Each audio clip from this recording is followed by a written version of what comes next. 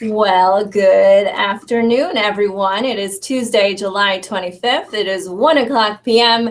and you are watching Advancement Live. If any of you are joining us from many of the conferences going on this week, we appreciate you taking a break to be part of our episode and hope that you're really learning quite a bit. It seems to be conference central between iModules and Sizzler and their conference and the Alumni Career Services Network conference. So lots going on. But again, we are here for Advancement Live, and today we are talking about a topic that really affects many of us, all of us really, who work in alumni worlds and in alumni associations, and that is the topic of alumni clubs.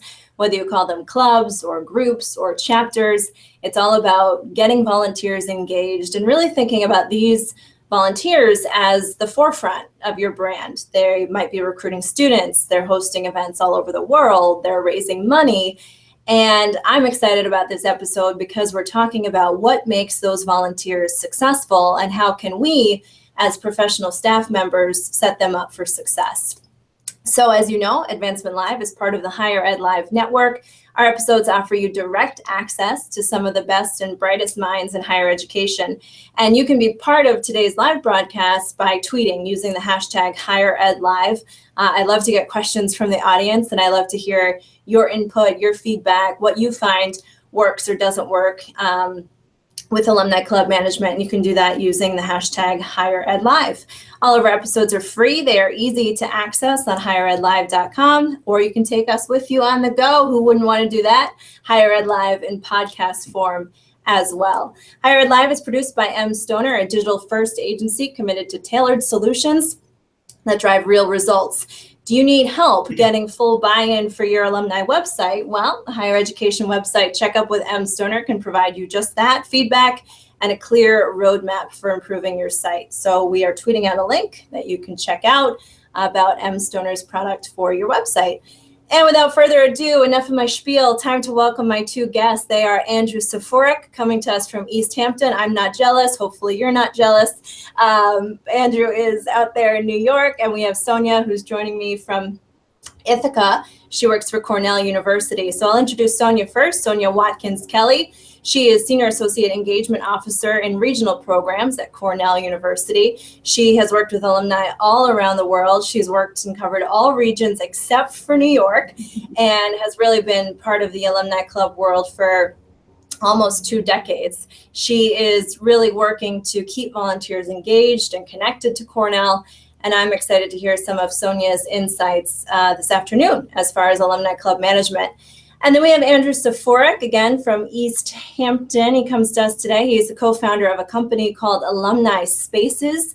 You've likely heard of it. They really work closely with alumni associations to empower these groups, whether they're, again, clubs, chapters, groups, really providing some great solutions for alumni associations. So Andrew is our technical guy. He's the one who wrote these awesome blog posts that I stumbled upon all about the Alumni Group Survey that AlumniSpace started conducting in 2015 and just finally was able to, or I shouldn't say finally, just it took a long time for volunteers to respond, able to cull through some of the data and come up with some great conclusions. And that's what we are going to talk about this afternoon. So I am going to zip it because it's your turn now, Andrew, to tell us first a little bit about what this Alumni Group Survey is. Who was involved? What were the questions?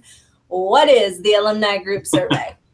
Yeah, we've spent a lot of time working with alumni groups all over the place, some independently, but most within the networks that we help schools run, like Clemson, University of Missouri, University of Oklahoma, University of North Carolina.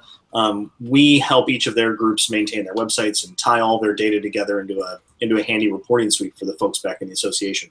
So we're working with a little over 400 groups in about 165 different cities right now, which is a lot of exposure to alumni groups all over the place and in all kinds of different situations.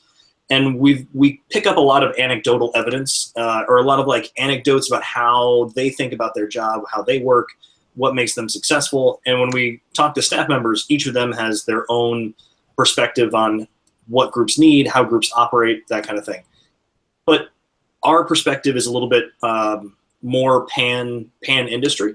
A lot of the people who are working in any one school, they might have worked at 2 or 3 different schools, but that's still a pretty narrow view. And we realized that there wasn't a lot of data that looked across institutions to try and standardize a little bit how we think about alumni group success and how they operate and function, even what types of activities they're doing, that kind of thing. So we decided to put together the survey in a way that we wanted to hear from volunteer leaders about the types of activities they do, what digital channels they're using, how they're structured, and then we asked them what types of things they wanted from their alumni association to help them succeed. And we got a lot of great information as well as some free-form responses that allowed us to drill into their experiences a little bit more deeply. And what we wanted to do really was present that in a way of this is what your average group looks like, but then also drill into who are the most successful groups out there. And we used their level of activity as kind of a proxy for measuring success. It's not a perfect metric, but it transcends some of the variables that you would otherwise use to compare groups to each other. So we wanted to see how the most active groups in the country differ a little bit from their peers. And so we got a lot of like valuable insight out of it. And yeah, it was a great exercise. We presented the first round of data along with the University of Oklahoma at the CASE District 4 conference in Fort Worth earlier this year. And we had a amazing turnout for what normally you don't hear people getting very excited about, hey, we have lots of statistics to talk about today. But we packed a room at CASE, so it was an exciting turnout for that, and we had a lot of great feedback from there. So what surprised you most? And we're going to dive into the survey, and I'll get Sonja's feedback as well and hear a little bit about her role at Cornell. But as you culled through those responses, I know you got almost 400 of them from the folks that you had reached out to. What was the biggest like aha moment or most surprising moment? I think there were 3 parts that kind of popped out to us as, we went in with our own expectations of I could have filled out the survey and come up with what I thought the average things were going to look like. And there were 3 things that kind of deviated from our expectations. And the first, which we can dive a little bit deeper into in a little bit, is the appetite for training and reusable tools is enormous. People are really looking for better resources that they can use to empower themselves. And that includes marketing materials, training on how to do different types of member outreach, and even a lot of stuff about how to operate a group more effectively. Because one thing that we didn't think about until we were talking to some of these groups is that a lot of the volunteers tend to be younger alumni. There are definitely the people who've been involved for decades and have been, your presidents and treasurers and et cetera. But at the committee level and some of the larger groups, these might be 22 to 28-year-old individuals who don't necessarily have a lot of management experience in their career. So running a committee and coming up with effective ways to marshal wildly divergent people is not necessarily a skill that everybody just has on day one. And so we were kind of surprised to see how much appetite there was for training in that realm, even more so than funding. People want training more than they want funding for their group, which is pretty exceptional. And the second thing that surprised us was how important local peer collaboration is. And we always talk about how we want groups within an institution to be sharing their knowledge across cities, across groups, across regions. Mm-hmm. But what we uncovered was that that's important, but it's actually more important to a group's success metrics if they're working with other groups that are in their city or in their region. And there are a lot of reasons for that. You can share knowledge about different venues. You can even pool resources if you're looking for volume discounts from vendors. You can compare logistical notes about similar events. Alumni groups and alumni associations have a great opportunity to collaborate without competing. And so there's a big correlation between if a group works with other groups in their area and the likelihood that that group is very active and successful. And the third thing that really surprised us, speaking of these individual groups, is that they're a lot smaller than I thought. I think I've lived in New York for almost a decade, so I try not to get the city-centric mentality, but I kind of always think of groups as having a few hundred people and having a lot of alumni in their market. But in fact, only 54% of groups, 54% of them have fewer than 100 members, and only a quarter a quarter of these groups exist in areas where they only have 500 or fewer alumni even living in their market. So they're drawing from a fairly small pool of alumni, and they themselves tend to be pretty small. And so we look at this Sorry as about that. I disappeared. I'm back. the metrics we use to measure the success of groups needs to be a little bit different for the larger ones compared to the smaller ones. And they have different needs. They behave a little bit differently. And they're not exactly going to behave exactly the same way as the larger groups. And I just didn't realize how they are actually the majority of groups, and the majority of groups tend to be from small places and have a small number of members. And those were probably the three things that deviated from our expectations the most. Well, that's a good transition into Sonja. In your role with Cornell, you're in the central part of the U.S., right? So I'm assuming that some of your biggest chapters with Cornell are in the Northeast and near Ithaca, near New York City. So, tell me a little bit about what you do with Cornell and what you've seen in terms of the size of the groups, and because you've worked with so many, everybody except New York City, kind of the differences that you've seen.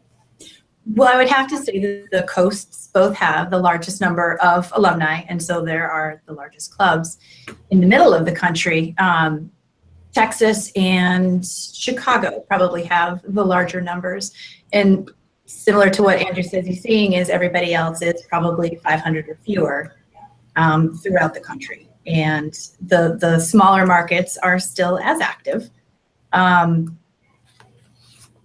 And working with them is somewhat dissimilar to the larger groups in that the larger groups appear to be more organized, right, and have a cadre of volunteers to help the board moving along. Whereas in the middle of the country, I've seen that they kind of rely on the same people over and over again. And so that is a struggle with them.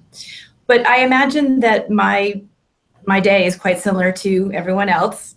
Answering lots of correspondence via telephone and email, and getting in touch with leaders and helping them planning, marketing registration, upcoming events. We collect event detail forms to make sure that we've got all the information on hand. Our clubs are busy all year round. We no longer have any downtime, it seems. And that ends up with us having to be busy all year round too. Yeah, I hear you. To get in. I find there's that appetite for training from your clubs, and what is Cornell offering? I thought it was interesting, some of the things that Andrew mentioned just now and then in his blog post about the kind of training they're looking for and how we might use alumni as the trainers, whether it's on how to do a Facebook ad or getting the most bang for your money on social media advertising. Do you offer that to your club volunteers? We do. And I was actually surprised to hear that there is such a desire for training. We offer it throughout the year and don't really get very good turnout. Our biggest training session of the year is called CALC, the Cornell Alumni Leadership Conference. And we get over 600 volunteers to attend that. And we offer everything you can imagine. I mean, each year has a theme, but we've got training for volunteers and then training in social media, succession planning, et cetera, et cetera. The sessions we offer as staff members, we do pull from our expertise of our alumni volunteers. So how to run a meeting, what groups have done that's very effective for social media, and how to run a club, best practices. I know we hate to say that, but that always seems to pop up. But I'm very curious to see what will happen in the future with training. And Andrew, what's your advice then to some of these clubs that you work with, or to staff members who are working with the clubs about, when they said in your survey that they wanted the training, is it to come to campus in person? Is it webinars? Is it, all of the above? What do you think makes a really successful, enticing training for volunteers who are just that, volunteers, and don't maybe have a lot of expendable time? Sure. I think most of, firstly, that Cornell Leadership Conference sounds like the biggest gathering of, we always talk to schools that have leadership weekends and things, but that's a huge crowd of people. That's a pretty successful event for sure. And from my experience, that's pretty unique to have that big of exposure to the alumni, to the market of people who are running and working in the groups. We talk to a lot of schools that have leadership weekends. They tend to have a few dozen of their members come back from maybe their most active groups. These are going to be the presidents, like the people who are a little bit higher up on the organizational chart for some of the groups. And one thing that we learned when we were talking to people is having things that they can reuse or like re-access tends to be pretty handy, like kind of a knowledge base where either a playbook of kind of what you were saying with best practices of how to do stuff, like every group does a networking event and a watch party, and you don't want them to have to start off from scratch. So like a checklist of these are all the things you need to talk to. These are the resources that are available to help you to make all this easier. And then recording webinars, kind of like just like Higher Ed Live here, like recording the webinar of going through and, they aren't going to be necessarily the most exciting things all the time, but just having a referenceable resource that people can go back and take a look at how they upload their budgets or how they, structure a Facebook ad or an Instagram ad and that kind of thing, which a lot of these things are easy enough to figure out. But like in the example of a Facebook ad, having somebody who's an actual marketer who's done it 100 times for different clients and done it with a budget, having somebody show you some of the tips and tricks it saves you a year worth of experimentation just to have somebody show you that. And if these are resources that get updated once a year or so, then that's a really great renewable resource for people. And I think there's actually probably an opportunity for some associations to share some of these resources, even if you're a small team on a small budget. There's probably a desire for this in other schools that you're affiliated with to be able to co-invest in some resources that each of your groups can be able to use. It might not be necessarily quite as customized for exactly your institution's group experiences, but a lot of these things kind of transcend what individual institutions need to focus on. All of these groups are kind of like operating with some of the same things that they need to tackle on a day-to-day basis. Yeah, well, that covers the training, that they want the training over the funding, at least in the findings that you received. Yeah. How about for the different? I liked what you said about collaborating without competing. I think that's our world case, copy and steal everything. We always say. So really getting those ideas. Sonja, do you have any experience in collaborating with alumni groups from other schools other than Cornell, or have you found that just the Cornell community kind of sustains itself with these events? In the smaller markets, they oftentimes can't sustain themselves without a little influence from what we call the all Ivy groups. But oftentimes they'll reach out to other universities in the area just to co-sponsor events.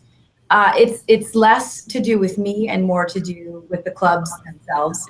We'll reach out to the president of the Brown, the Harvard, the Princeton chapters, talk about having some sort of an Ivy Plus event, whether it's a reception or simply inviting each other to events that are already planned. Kansas actually does this very well, and Hawaii, they go to each other's brown bag lunches all the time, it's a great way to keep people informed and communicate with them without the club having to come up with ideas all the time. Right. And I think, and that's an important point that came out from the Alumni Group Survey, that success does not necessarily equal doing 50 events a year. Can you elaborate a little on that first to you, Andrew, and then maybe what you've seen, Sonja, that sometimes it's the quality of an event, and this is a great point to bring up those formal events that you found were so successful, which just, I don't even really work closely with clubs, but the thought of organizing formal events with volunteers makes me a little stressed for all that goes into that. So maybe just talk a little bit about that whole events doesn't necessarily equal, it's not the main indicator of success. We ask groups, and I say everything, all of our data has like a very tiny grain of salt that comes with all of it, because anytime you ask people to report about themselves, you get somewhere within a standard deviation of accuracy, where some groups might be over-reporting how active they actually are, or under-reporting how much money they're getting from the association, things like that. But we think it's an overall reliable look at how active these groups actually are. And what we found was that only 37% are actually doing more than if you do 10 events per year, you're one of the 37% most active groups in the country. So in order to be one of the third most active groups in the country, you just need to do 10 events a year, which is, if you have a football team, that's one watch party, a football game maybe, with some networking events sprinkled in there, and maybe a holiday party and a summer picnic. So I think a lot of volunteers kind of think, oh, the association wants me to be doing 2 events a month, and I've got to like manage all these people to be able to do all these different moving pieces. And there are groups out there that have 50 events a year, but they are very much the minority. Most groups have fewer than 10 events every year. And we found that to be pretty active, you just got to clear that hurdle of 10. And that's a pretty attainable milestone for most groups. If you present it to your volunteers as, you don't need to, do something every single week or every other week, come up with a smaller number of high quality events that you know are working. And we asked people what types of events they're hosting. The obvious answers were, I think 78% of groups are hosting football watch parties. Mm-hmm. Networking events are hosted by over half of all groups. And, it was kind of the top most common activities were exactly the ones that you think they're going to be. But then we also asked them about which types of activities they host that they consider to be successful, and which ones, and then we compared those numbers so that we could see which ones are people doing a lot of, but they don't really consider to be successful, or which ones are they not doing very often, but are actually very successful when they do them. And one thing that we found, volunteer events are, lots and lots of people are doing volunteer events. I think it's something like 35% of all groups host a volunteer event once a year. But only 4% say that it's actually well attended, which is pretty expected, because everybody likes the idea of helping other people as long as you don't actually have to do it, But on the flip side of that, we found that not very many people are hosting formal dinners or dances. Only about 15% of all groups have some type of formal event every year. But of those that do host a formal event, 85% say that it's one of their most successful events of the entire year. And that was something that we thought was really surprising. So we dug into that a little bit. And once we started talking to people, realized most people in the country aren't members of a lot of clubs or groups. Your alumni association might be your only, or maybe one of 2 or 3 organizations that you're involved in that isn't based around your kids, or isn't based around your neighborhood association or something like that. And so there's actually a big appetite for, if you're hosting a formal event, it gives people a good excuse to get dressed up and to go, out to a dinner. And we started to realize that even smaller groups are hosting these. This isn't necessarily it's not the New York, the LA, the Seattle groups that are hosting these big events every year. They're most common in actually mid-sized markets, places like Columbus or Phoenix or Minneapolis, like relatively mid-sized cities are hosting formal events. And even some smaller groups in regional clubs, if you host it once a year, it gives people from a geographically spread out group an excuse or a reason to all get together in one spot for this one big thing. And it doesn't have to be a overly glitzy affair. It might just be reserving the private or the back room of a restaurant that's in town to start off that way. And you get everybody together, everybody can chip in a little bit to contribute to the overall cost of the dinner. And maybe you also try and raise a $500 scholarship while you're there. If you've got 25 people that show up, you might be able to move the needle on that. It might take a little while to grow it into something that's a little bit more glamorous. Formal, I think, doesn't necessarily mean that everybody's got to wear a top hat and coattails. I think if you could do that, that'd be great. But I think having just something with a little bit more air of glamour to it is going to draw in attendees regardless of the size of your group. Sonja, what are your thoughts on that as the liaison to these volunteers who would be planning said formal events, or even in your nearly 2 decades of event experience with regional volunteers? Have you found the secret sauce to the most successful event? And what are your thoughts on the formal events? Oh gosh, no secret sauce. We really aren't anywhere near finding that out. But the formal events are actually coming back. Chicago used to host an event every year that was not necessarily, hat and tails, but they would get dressed up. And the younger alumni who are stepping into these leadership roles are fascinated by these events and are very curious to try them out. So I'm in discussion with a few groups about going forward and planning it, because of course they're leaning towards the very glitzy end of it. And I just don't know that that's very possible. It's because they're young and they haven't planned a wedding yet. So they don't know what it's like. That could be it, yes. But, I think our community service events are actually pretty successful.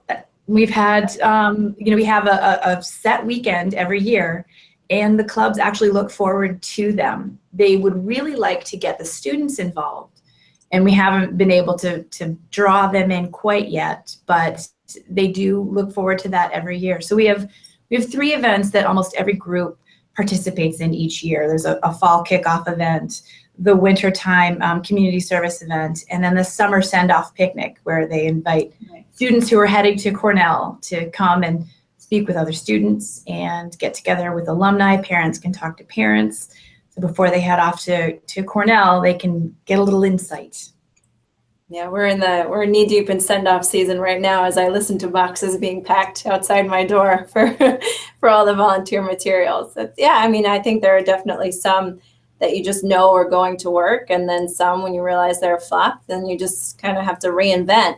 I think what's important in even talking about events and working with volunteers, and this came up in the survey too, and Andrew, I'll have you start, is making sure that you are setting your leadership up for success and getting them feeling like they're engaged and they're in good shape. And I know personally, we don't necessarily do an onboarding. I mean, everyone gets onboarded when they start a job.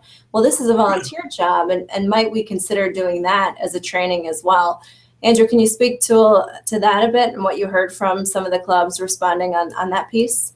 Yeah. Learning how to run a group was definitely a topic of conversation for a lot of people. I think even the leaders who have been around for a while, who have been involved in their group for 10, 20, even 30 years in some cases, sometimes it's easy to forget that the new people who have just graduated or just moved to the region, even if they're not young alumni, might not know everything there is to know the moment they hit the ground. These are, if even the leaders might be very attentive managers at work, or they might be very successful in their careers and have a great team that they built there. But sometimes just we don't really think about the fact that when a volunteer comes on board, it's kind of the exact same process, that you've got to figure out a way to bring them on and grant them responsibility in a meaningful way so that they feel like they're helping to push the whole boat forward, but without just setting them adrift and without any help. So I haven't heard of anybody who says, we've got it figured out. We know exactly what to do all the time. And I think every institution is a little bit different, and every group is a little bit different. Some rely entirely on the group leadership at the local level to organize this type of onboarding and training. Some have like a master overall event that they host, and they say, all right, all of you new people, we're going to host a webinar every 6 weeks or something like that. I've seen both either approach can be successful. I imagine that a combination of the two is really like the sweet spot in the middle. Even just from our perspective, we host probably 6 webinars a month, just to get people used to using their website. They use the AlumniSpace platform to manage their website, and it's easy to look at as, oh, it's just the website. But we actually collate all of the data of their activities and that kind of thing into a reporting suite for the folks back in the association, so that they don't have to, after an event, they don't have to fill out a whole bunch of information about when it was, where it was, what type of event it was, and all that kind of stuff. Because once they published it to their website, it's already done. They don't have to fill out all the paperwork. But that's my like mini sales pitch about AlumniSpace, just to say we end up being a part of that onboarding training because it ends up being such an integral part of their of their work inside of their club. And it's always, you can tell who feels empowered and who's a little bit terrified of all the new things that they're learning. And I think finding that healthy cadence of how much you put on somebody as they're coming on board to keep them involved. I think if I just glance at my notes over here, over a quarter of all of the groups said that, over 40% of all of the groups said that recruiting leaders was a challenge for them. Yeah. You know, that was the number 2 most identified challenge of all of the groups in the country. And 22% said that time commitments from those leaders was a challenge. But only 10% said that turnover in leadership was a problem. So it seems like it's really hard to get people. Once you get people, it's really hard to get them involved. But if you can get them involved and keep them around, they stick around for a long time, and you don't have to constantly be recruiting new people. So I think there's a lot of information to be shared, but we've got to find those institutions that are having success with it and figure out how to replicate that a little bit.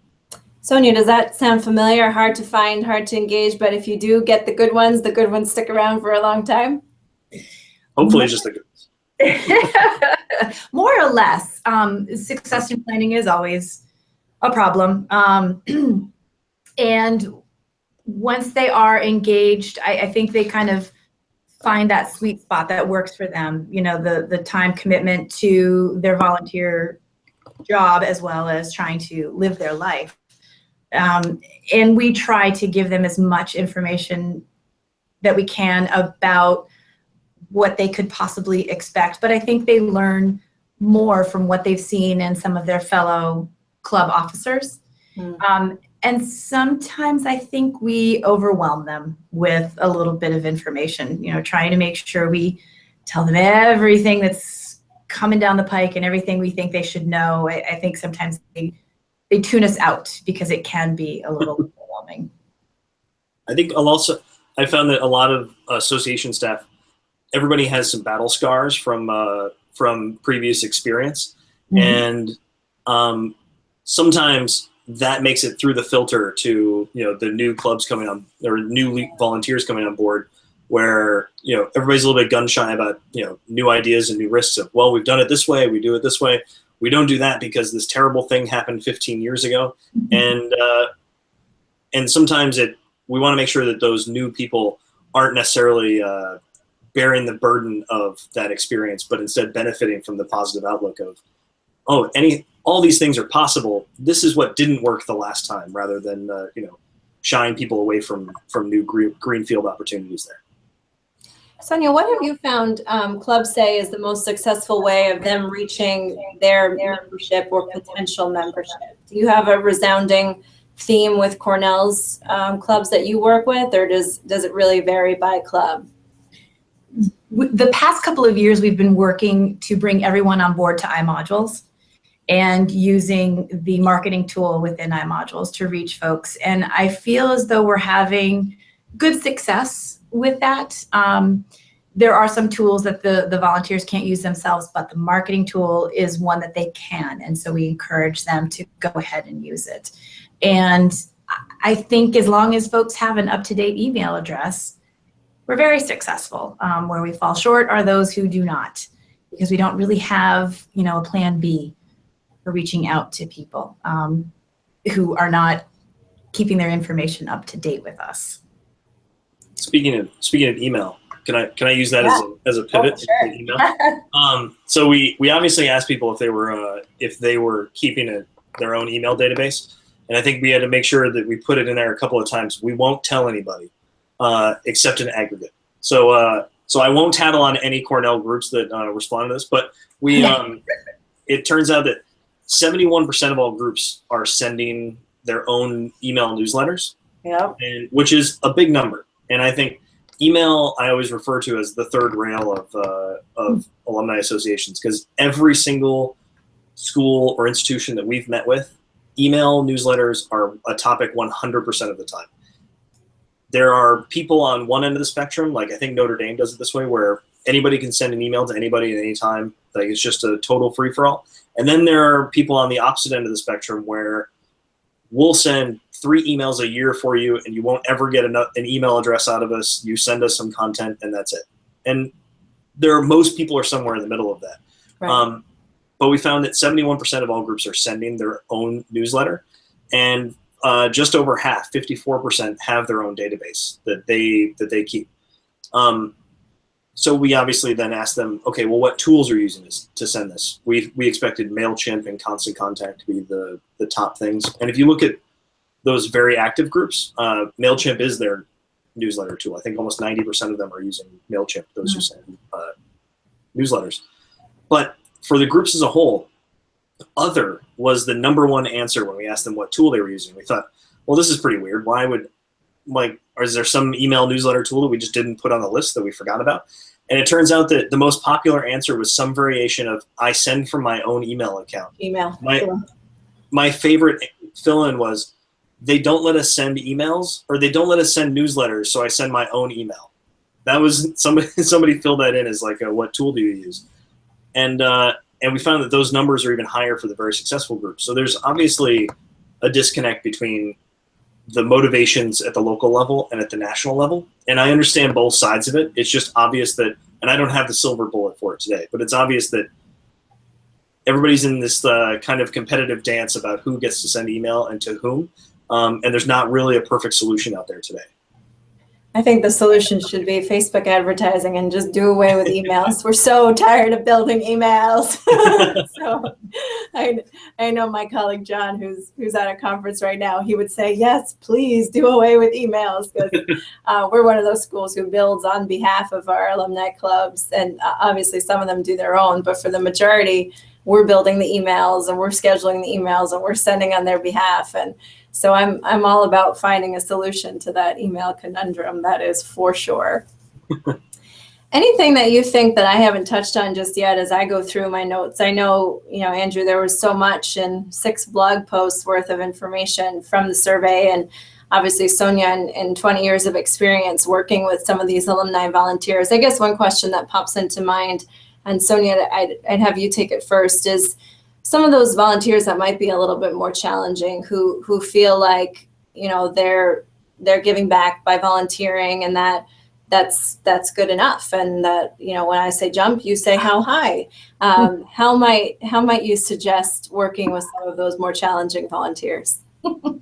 Well, have you ever encountered any? No? Of course not. My volunteers are all amazing and wonderful. They never give me a hard time. I think we've all worked very hard at coming up with the best ways to communicate with folks and show them why we need information and why we're asking them to do things a certain way. And there are those who have been around for some time, and either they already know everything and they don't need to learn anything else, or that's always the way we've done it. But we just try to keep the dialogue going so that eventually we can get them over to our way of thinking. We, hate to hold anything over their heads, but if we need to, we can withhold some information from them, and just try our best to work together, because you're volunteering for the university. Obviously, you have a passion for it. We want to help you make that passion grow and share it with everybody else locally and do what's best for Cornell University. Andrew, anything that came up in your survey about that, about maybe difficult situations and working with them, or what you've seen just in your anecdotal evidence in the schools that you work with? No, like Sonja said, everybody is great and nobody's ever given me a hard time ever. Like, you guys lie. We're in a unique position as well that we do frontline support for the platform for all of our groups across all of our clients. So at any point, if everybody had a question about how to run their website or their recognition platform at the same time, we would have 400 and some odd emails in a moment. But we field about a couple of dozen a week from different people. So they're definitely the people that are extremely attentive to every little change and like stuff that they need. And then there are the people we only hear from every once in a while. And what we found is that having a well built out support site of articles that we can link to, so that every time somebody has a question, it was not easy to create this from scratch, but we just started, every time somebody asked us a question, we wrote out a multi-paragraph explanation of how the thing works, or how this happens, or how that happens, how that all fits together, along with GIFs. GIF images have like revolutionized our ability to be able to communicate relatively complex things without having to actually record a video. So now we're kind of at a point where 95% of the questions we get, we have an internal knowledge base that we can just send someone a link to say, hey, actually we've covered this here. And we always try and check to make sure it's up to date and do the update then if somebody's got a question at that spot. And I think the same thing could be useful for, we have a product, obviously. So like you're used to seeing a knowledge base for how products work and FAQs and that kind of thing. But the same thing could very easily be possible for all of the questions you get from all of the group leaders across the institution of, how do I order t-shirts for this event? Or how do I, get the table toppers for, our watch party this weekend? All of that can be built out into some kind of like self-referenceable tool that isn't going to eliminate that stuff right away, but is going to make it a little bit easier for people to find answers themselves, or know that there's at least like some process out there that they can discover.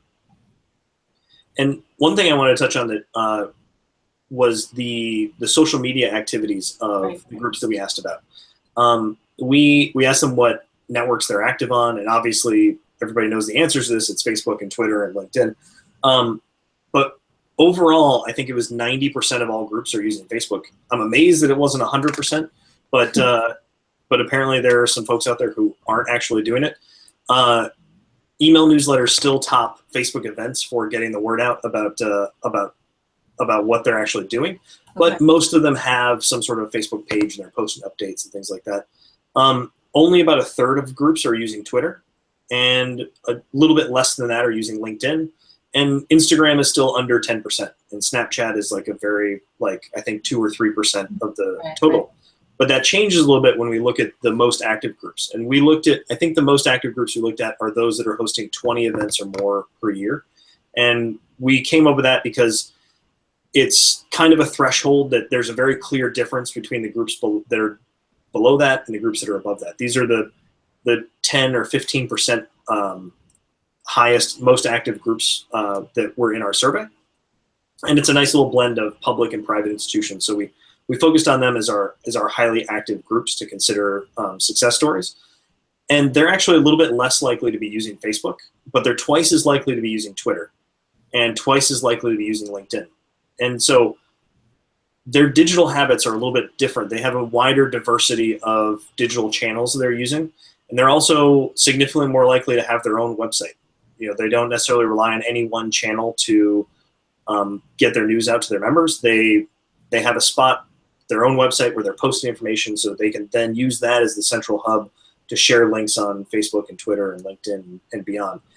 And I don't have a perfect anecdotal story about how these groups are actually using Twitter and LinkedIn, but they're using both of them twice as much as the general population. So I think I would be really interested to drill into how groups that are having a successful Twitter or LinkedIn experience are actually doing that for their members. And that's going to be part of some of the future research that we'll dive into a bit. Follow up, stay tuned. Another Advancement Live episode coming soon. Sonja, would you agree with that? Kind of what you see anecdotally, that most of your clubs are active on Facebook and then Twitter and then LinkedIn? Interestingly enough, after I read that, I went and checked it out to see where we were. And Facebook is the most popular, followed by LinkedIn, and then Twitter was down there. I didn't really delve into the Instagram or Snapchat, but I went to go check out the clubs who did have Twitter, and there was nothing there. Nothing had been tweeted since 2015, I think. Wow. So we're not really taking advantage of the tweets at the moment. Yeah, no, and I'm a huge proponent of Twitter, but I think that, and it could be, and I hate to generalize and certainly not stereotyping, but maybe that some of our volunteer leadership of the clubs don't feel as, prolific in Twitter or as comfortable with Twitter as Facebook. And so, that could be, and I find too, when you have your transition, well, John can't remember the password that Sue set up, 5 years ago on the Twitter account. So, oh, well, I guess we're not going to tweet. Yeah. And then that becomes an issue for clubs.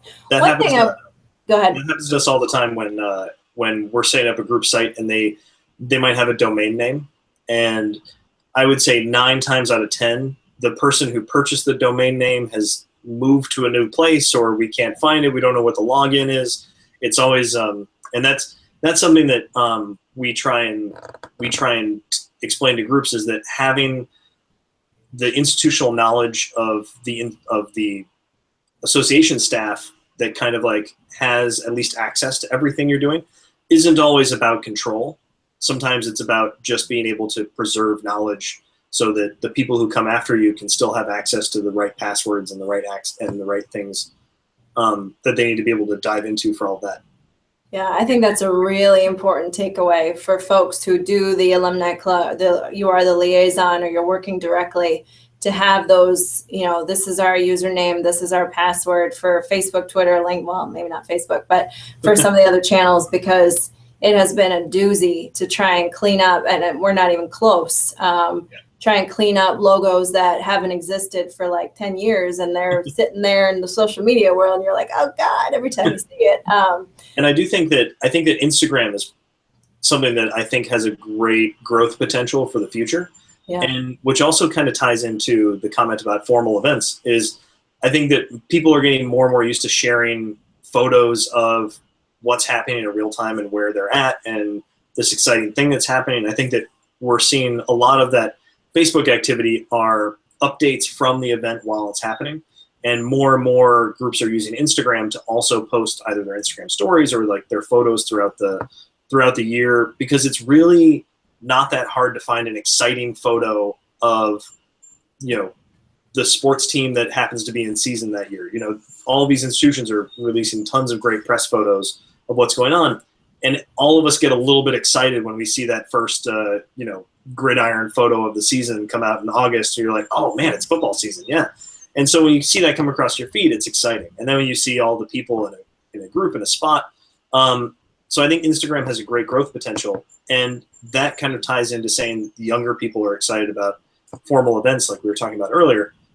People want to go to things to be able to snap a photo of it and say, tell people that they went to things. I got this cool, like I wore a tuxedo for the first time in 12 years, And so I think that might be part of what's driving the interest in formal events. Not totally just because we all want to Instagram it, but we all do kind of want to Instagram it. We do. We definitely do. Well, what I'd like to end on as we approach 150, which is crazy. Our hour together went so quickly. How do you suggest we work with the leadership of our clubs to help them show the value add of being in a club? We're constantly hearing from our club leaders, no new members, can't get people to come to events. It's the same old people over and over. So how can we message what's the value of belonging to an alumni club? I mean, I have my own friends. I have my crew for happy hour. I don't want to watch games with strangers. Maybe that's some of the feedback we hear back. So what are some of the responses we can give to our volunteers to have, armed and ready for, well, here's why you should join our club, other than that you get to maybe wear a tuxedo. Andrew, I'll have you start on that and then go to Sonja. I think that whoever comes up with the perfect silver bullet answer to that question is going to find themselves the leader amongst all institutions in the country. Yeah, I know. But when we talk to groups, one thing that I didn't really realize was how valuable local networking was for their professional lives. And I've never gotten a job from a networking event, but at this point I've probably met 36 people who have, and about half of them were at Alumni Association events and that kind of stuff. Pick me, I was. Oh yeah, there you go. Yeah. And living in a city living in a large city, one of the most frequently like topics of conversation for inbound people who are submitting a message to the leadership or to the members on either the Facebook page or through their website is about, hey, I'm thinking about moving to city X. Can you help me find an apartment, a job, a friend, whatever? And I think that that actually is one of the real core values that we don't hear talked about very often, that it's kind of a institutional support network that exists in a region for those who are relocating to that region to be able to like at least get their fingers into the overall idea of what it's like to be in a place, live in a place, get set up in a place. And that's mainly a selling point for, I would say, more urban areas. But beyond that, I think those groups who are spread out all over the country, it's really about kind of sharing those ideals of fundraising for local scholarships and contributing back to the university in some way. And from there, it's a marketing job of how do we explain to people why it's great to give back. You don't have to give $10,000 to make an impact on the school. We're a group of people who, if we all give $50 per year, we're sending a local kid to the school with a $5,000 scholarship, or however those numbers work out. I think that's a big crux of why a lot of people stay involved. That isn't something we hear as a real selling point up front about the experience. Awesome. Sonja, anything to add on that point about the value add? Well, we did away with dues paying clubs. Not all, some groups really still wanted to stick with that model, but everyone is a member. And so by taking away the dues part of it, we have half a silver bullet there about not getting new members. But we kind of made it easy for someone to be involved just because they live there, they're involved in the club, and they're a member of the club, and they can attend all these events. And access to the students, access to assisting students along, the same lines as a scholarship, I think is a big draw for people. Networking is obviously very big. And what the clubs are getting better about doing is reaching out to folks when they've just moved to town to say, we're here, we exist, come on to this next event. We hope to see you soon. How can we help your transition and moving to the area? I think that's all been very helpful for the groups. Awesome. Well, Andrew and Sonja, an awesome hour. Any final parting words on alumni groups, clubs, chapters, whatever you want to call them, before we wrap up this episode for today? Well, I would say that thanking our volunteers is very important, and it's something that we often forget about. I think just to reach out, pick up the phone, and say, how'd the event go? Thanks so much for taking the time to arrange it. Congratulations. Can't wait till the next event. I think just saying thank you is very helpful. Agreed, Definitely. Andrew.